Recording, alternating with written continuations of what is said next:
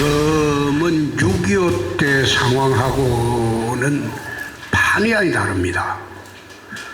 6.25 때는 남침의 징후를 우리가 전혀 몰랐고 기습 남침을 당할 수밖에 없었지만은 지금은 군사위성이 24시간 북한을 2중 3중으로 감시를 하고 있습니다.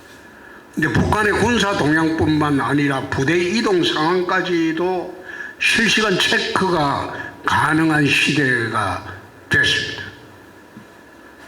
그래서 얼지훈련 할 때도 6.25 당시를 기준으로 얼지훈련 하는 거는 적절치 않다는 생각입니다.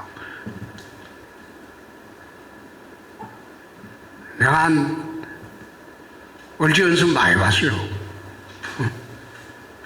검사 11년 할 때도 매년 해봤고, 경남지사 할 때도 해봤고, 대구시장 할 때도 하고 있고.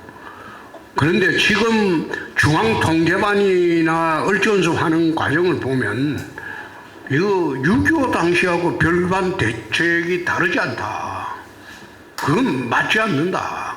그리고 아까 지적했듯이 얼지 훈련을 하면서 이 비상계엄 사태로 들어가 버리고 경비계엄 사태로 들어가 버리면 행정체제의 대변화가 옵니다.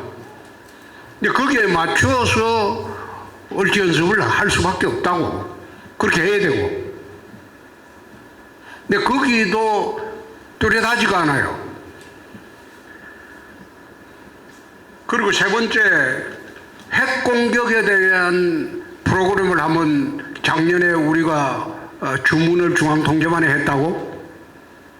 도대체 얼지 연습이 북핵에 이렇게 위중한데 얼지 연습 할 때마다 보니까 북핵에 대한 대비책은 전혀 없이 재래식 전투만 한다는 기준으로 얼지 연습을 하고 있는데 그게 맞냐? 올해부터 핵 공격 대비 시나리오를 갖고 한다고 하는데 지금 오늘 보고하는 거 보니까 우선 북한이 언제 핵 공격을 하느냐 거기에 대한 설명도 안 돼 있어요. 개전 적시 하느냐, 개전 이후에 재래식 전투로 북한이 궁지에 몰릴 때 하느냐,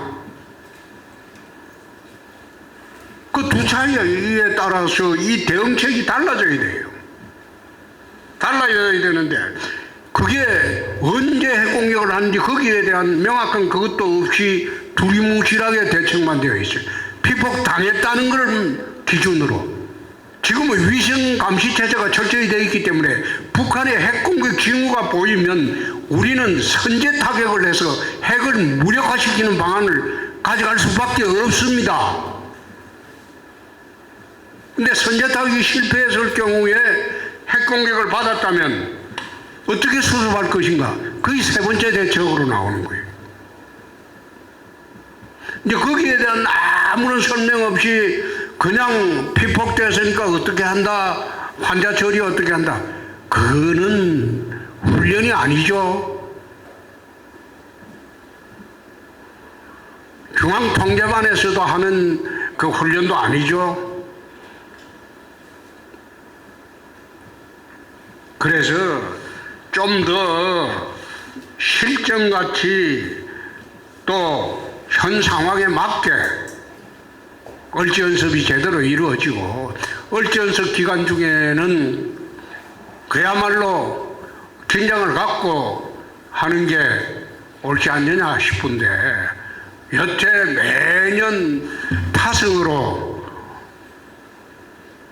40년 전의 매뉴얼도 그대로 있는 것도 있어요.